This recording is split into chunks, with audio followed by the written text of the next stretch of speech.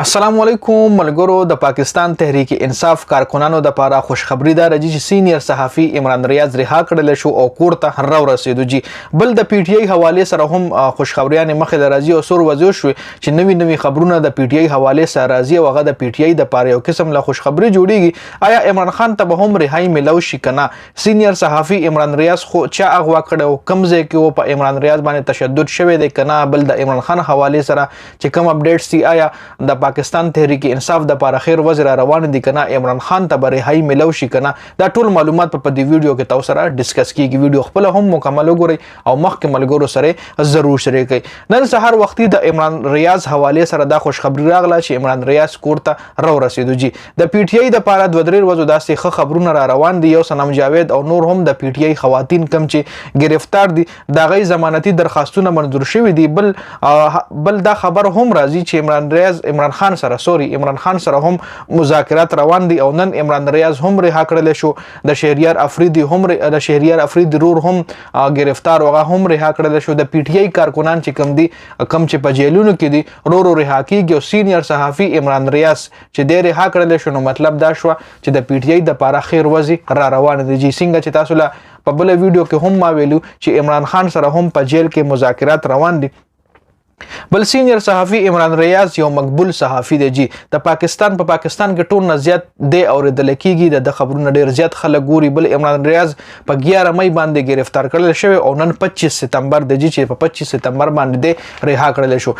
11 مئی باندې عمران ریاض گرفتار شو د سیالکوټ د ایرپورټ نه. سیالکوټ پولیس گرفتار کړو. بیا د عمران ریاض ضمانت وشو، خو ضمانت نه پس چې څنګه وروته د جیل نه نو بهر نامعلوم افراد چې کمرې دی اغوا کړي. واغې نه پس لاهور های کورټ کې د عمران ریاض حواله سره کیس هم چلیدو، چون کې د عمران ریاض حواله سره د های کورټ جج د لاهور آی جی هم راغوسته، خو اور د لاهور آی جی ورته ویلو چې د عمران ریاض حواله سره موږ سره هیڅ قسم اپډیټ نشته، واغه موږ نه دی گرفتار کړی. جی ډېر زیات افواګانې د عمران ریاض حواله سره پیلاوي چې عمران ریاض باندې ډېر زیات تشدد شوی دی، چې په افغانستان کې چې یو ځای چې بل ځای چې حالات خراب دي ځکه رها کینا چې مطلب حالات دغه نه بهر دي او ای نه غواړي چې د مور رها کو کیمرې له مخامخ راشي. ډېر مختلف افواګانې د حواله سره پیلاوي. جی اوس عمران ریاض چرته او چې اغوا کړو په عمران ریاض باندې تشدد شوی کنه؟ د ټولو سوالونو جوابونه صرف عمران ریاض ورکول شي او ډېر ضرب عمران ریاض منظریام باندې راشي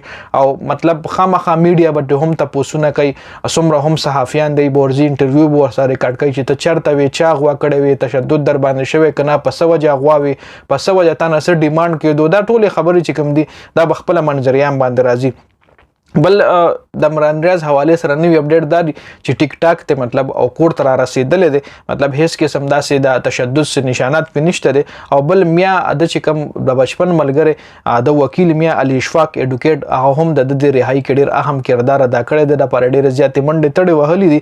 وګورو به چې نن د عمران خان کم عدت نکاح کیس ته هغه کې هم د عمران خان نن تاریخ ته ګورو به چې عمران خان ته ریلیف ملاوي کنه؟ د پی ټی آی کارکنان خورورو رها کیږي، خو عمران خان ته ریلیف شته کنه؟ راتلونکي اپډیټس چې کوم راځي به تاسو سره شریک کوم ان شاء الله. ډیر زیات مننه. والسلام.